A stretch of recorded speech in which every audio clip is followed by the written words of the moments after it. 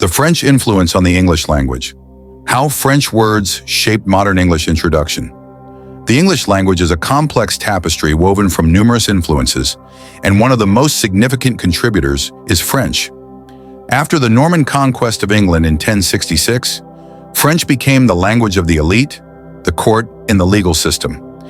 As a result, thousands of French words were adopted into English, many of which are still used today.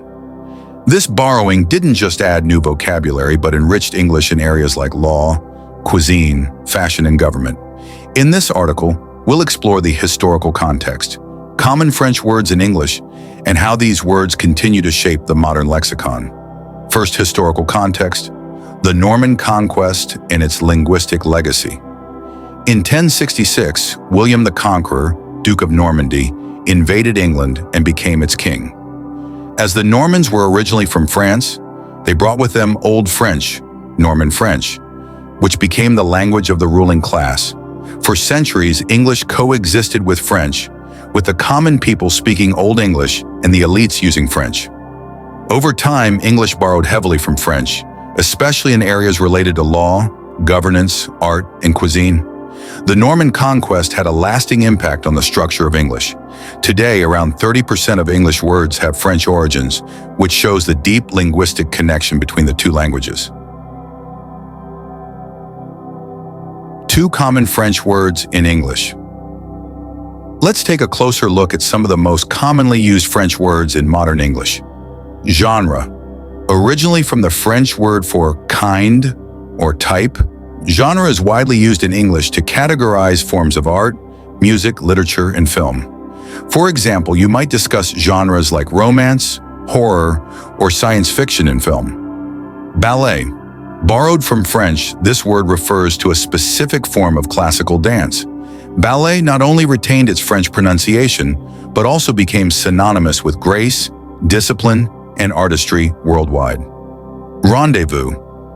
This word means a pre-arranged meeting or gathering, and in English, it's used both literally and figuratively. You might hear, "Let's have a rendezvous at the cafe," or "The spies had a secret rendezvous." Entrepreneur. In French, entrepreneur simply means someone who undertakes or manages a business. English borrowed this term, and it now refers to someone who starts and runs a business, particularly in the context of innovation. Cul-de-sac. This phrase literally means bottom of the bag in French, but in English it's used to describe a dead-end street, often found in suburban areas. These examples highlight just how deeply French has influenced modern English vocabulary. 3. Areas of French influence: law and government. Many legal terms in English come from French. Words like court, judge, jury, attorney, and verdict are all borrowed from French. After the Norman Conquest, French was the language of the courts and legal system, which led to many legal terms being permanently incorporated into English. Cuisine. The French influence on food terminology is perhaps one of the most visible. Words like restaurant, menu, chef, cuisine, and even specific dishes like soufflé, croissant, and à la carte are all of French origin. French cuisine has long been regarded as one of the most sophisticated and influential in the world, and this is reflected in English. Fashion and art. The worlds of fashion and art are heavily dominated by French terms. Words like couture, high fashion, ensemble, a coordinated outfit, silhouette, the outline of a figure, and boutique, a small specialty store, all came from French. This reflects France's long-standing influence on the global fashion industry, particularly Paris, which has been a hub for haute couture. Fourth, pronunciation differences between English and French. While many French words have been borrowed into English, their pronunciations have often changed. For example, genre in English is typically pronounced as genre with a soft G, whereas in French it sounds more like genre. Ballet is pronounced as ballet in English, with a silent T following the French pronunciation. However, some subtle changes in intonation may still exist. These differences in pronunciation demonstrate how English adapts borrowed words to fit its own phonetic system while retaining much of the original sound. 5. Cultural significance of French words in English.